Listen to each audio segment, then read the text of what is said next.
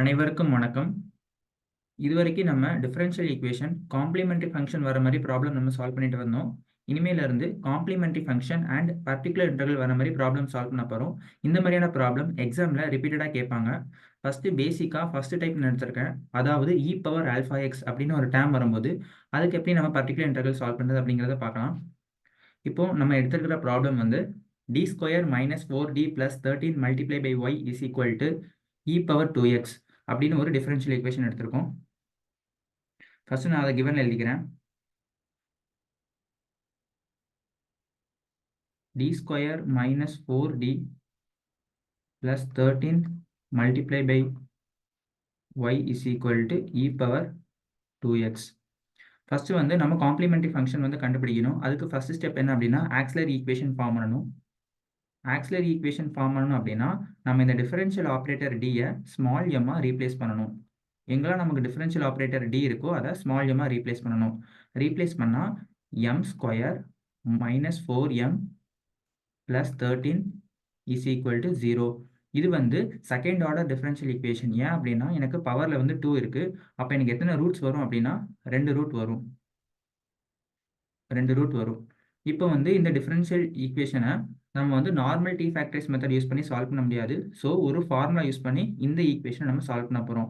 அந்த ஃபார்முலா என்னன்னா m is equal to minus B plus or minus B square minus 4ac root over divided by 2a. இப்போ இந்த ABC என்னன்னு பார்த்தீங்க அப்படின்னா இதோட கோஎஃபிஷியன்ட்ஸ் எம் ஸ்கொயரோட கோஎஃபிஷியன்ட் ஏ, எம்மோட கோஎஃபிஷியன்ட் பி, கான்ஸ்டன்ட் டேர்ம் வந்து எனக்கு சி. நான் இங்கே கீழே தனியாக எழுதுறேன். ஏ வந்து எம் ஸ்கொயரோட கோஎஃபிஷியன்ட் 1, தென் பி வந்து எம்மோட கோஎஃபிஷியன்ட் மைனஸ் 4, சி வந்து கான்ஸ்டன்ட் டேர்ம் 13. இப்போ இந்த 3 டேர்மையும் நம்ம வந்து இந்த ஈக்குவேஷனில் சப்ஸ்டியூட் பண்ணணும். சப்ஸ்டியூட் பண்ணால் என்ன வரும்? M is equal to minus B. அப்போது மைனஸ் ஆஃப் மைனஸ் 4, பியோட வேல்யூ எனக்கு minus 4 plus or minus B square. அப்போது minus 4 the whole square minus 4ac 4 into 1 into 13 root over divided by 2a. அப்போ 2 into 1. Okay, இப்போ minus and minus வந்து எனக்கு plus ஆயிரும். அப்போ m is equal to plus 4 plus or minus minus 4 square பண்ணால் 16 minus 13 into 4 வந்து 4 3s are 12, remaining 1, 4 plus 1 5, 52. அப்போ 16 minus 52 root over divided by 2 into 1 2. இப்போ வந்து இந்த 2 வந்து 4க்கும் எழுதணும், நம்ம இந்த ரூட்டுக்கு எழுதணும். நான் தனித்தனியாக எழுதிக்கிறேன். அப்போ m is equal to 4/2 plus or minus 16 minus 52 வந்து minus 36 divided by 2. இப்போ m is equal to 4/2 plus or minus minus 36 root எடுக்கும்போது 6i divided by 2. நான் எப்படிங்கிறது சொல்கிறேன். இப்போ 36க்கு நம்ம ரூட் எடுத்தோம் அப்படின்னா 6ன்னு எழுதுவோம். மைனஸ் 1க்கு ரூட் எடுத்தோம் அப்படின்னா இமேஜினரி டேர்ம் i அப்படின்னு எழுதுவோம். அப்போ நான் மைனஸ் 36ஐ எப்படி எழுதுறேன் அப்படின்னா மைனஸ் 1 இன்ட்டு 36 அப்படின்னு எழுதுறேன். அப்போ மைனஸ் 1க்கு நான் என்ன போடுவேன் அப்படின்னா i இமேஜினரி டேர்ம் போடுவேன். ரூட் 36 எடுத்தா எனக்கு 6, ஸோ 6i. இப்போ இதை நம்ம டிவைட் பண்ணோம் அப்படின்னா m is equal to 2 plus or minus 3i அப்படின்னு வரும். இந்த 4ஐயும் 2 டேபிளால் டிவைட் பண்ணுறேன், இந்த 6ஐயும் 2 டேபிளால் டிவைட் பண்ணுறேன். இப்போ வந்திருக்கிற ரூட் எப்படி இருக்குது அப்படின்னா alpha plus or minus beta I. அதாவது ஒரு ரியல் டேர்ம் ஒரு இமேஜினரி டேர்ம் வந்திருக்கு. இங்கே 2ங்கிறது ரியல் டேர்ம், 3ங்கிறது எனக்கு இமேஜினரி டேர்ம். ஓகேவா? அதை நான் கீழே எழுதுறேன். ஆல்ஃபாங்கிறது 2, பீட்டாங்கிறது எனக்கு 3.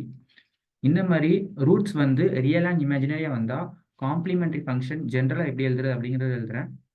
e power alpha X a cos beta x plus b sin beta x. இங்கே ஆல்ஃபாங்கிறது ரியல் டேர்ம், பீட்டாங்கிறது இமேஜினரி டேர்ம். இப்போ நம்ம சால்வ் பண்ணியிருக்கிற இந்த டிஃபரன்ஷியல் ஈக்குவேஷனுக்கு காம்ப்ளிமெண்டரி ஃபங்க்ஷன் எழுதலாம். அப்போ e power 2x a cos 3x plus b sin 3x.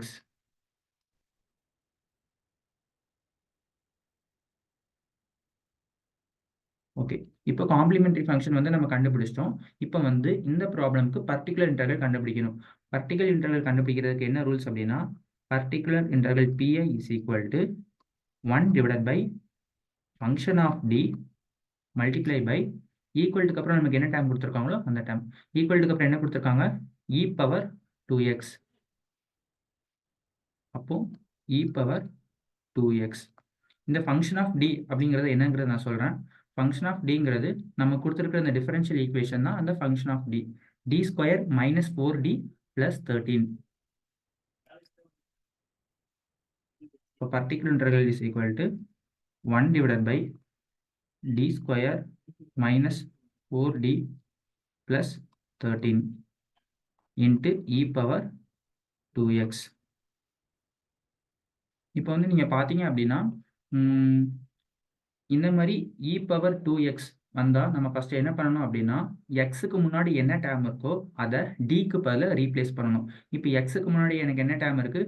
2ங்கிற ஒரு real number இருக்குது. அதை என்ன பண்ணணும் அப்படின்னா, டிக்கு பதில் ரீப்ளேஸ் பண்ணணும். என்ன ரூல் அப்படின்னா, டி அதாவது இந்த டிஃபரன்ஷியல் ஆப்ரேட்டரை என்னவா ரீப்ளேஸ் பண்ணணும்னா 2வா ரீப்ளேஸ் பண்ணணும். அவ்வளோதான், ரொம்ப சிம்பிள்.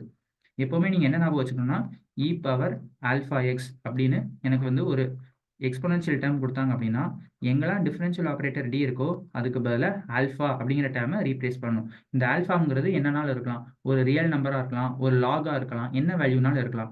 என்ன வேல்யூ இருந்தாலும் சரி, அந்த இதை நம்ம டிஃபரன்ஷியல் ஆப்ரேட்டர் டி பதில் நம்ம ரீப்ளேஸ் பண்ணணும். இப்போ நம்மளுக்கு கொஸ்டின் கொடுத்துருக்கிறது 2 அப்படின்னு கொடுத்துருக்காங்க. அப்போ எங்கெல்லாம் டி இருக்கோ அதுக்கு பதிலாக நம்ம என்ன ரீப்ளேஸ் பண்ணணும்? 2 அப்படின்னு ரீப்ளேஸ் பண்ணணும். அப்போ particular interval PI is equal to 1 divided by 2 square minus 4 times of 2 plus 13 into e power 2x. இந்த e power 2x நம்ம அப்படியே எழுதிடணும். இப்போ நான் என்ன பண்ணியிருக்கேன் அப்படின்னா, எங்கெல்லாம் d இருக்கோ எனக்கு அது பதிலாக 2 நான் ரீப்ளேஸ் பண்ணியிருக்கேன். அப்போ particular interval PI is equal to 1 divided by 2 square பண்ணால் 4 minus 4 2s are 8 plus 13 e power 2x. இப்போ வந்து particular interval PI is equal to 1 divided by 13 plus 4 17. 17 minus 8 வந்து 9 e power 2x. அப்போ என்ன வரும்? 1 divided by 9 e power 2x.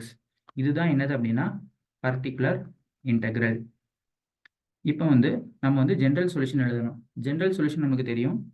General solution எப்படி எழுதுவோம் அப்படின்னா, y is equal to complementary function plus particular integral. நம்ம வந்து காம்ப்ளிமெண்டரி ஃபங்க்ஷன் தனியாக கண்டுபிடிச்சிருக்கோம், பர்டிகுலர் இன்டெக்ரல் தனியாக கண்டுபிடிச்சிருக்கோம். காம்ப்ளிமெண்டரி ஃபங்க்ஷன் என்னது? e power 2x a cos 3x plus b sin 3x.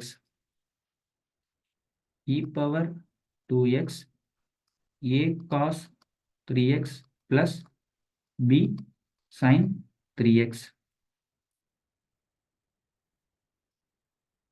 Complementary function plus நம்ம கண்டுபிடிச்சிருக்க particular integral 1 by 9 e power 2x. இதுதான் general solution of the given differential equation. First complementary function கண்டுபிடிக்கணும், அடுத்து particular integral கண்டுபிடிக்கணும், அடுத்து இது ரெண்டையும் add பண்ணி எழுதணும். அப்படின்னா அதுதான் எனக்கு ஜென்ரல் சொல்யூஷன். இந்த ப்ராப்ளமில் எது டவுட் இருந்தால் கமெண்ட் பண்ணுங்கள், நான் உங்களுக்கு கண்டிப்பாக ரிப்ளை பண்ணுறேன்.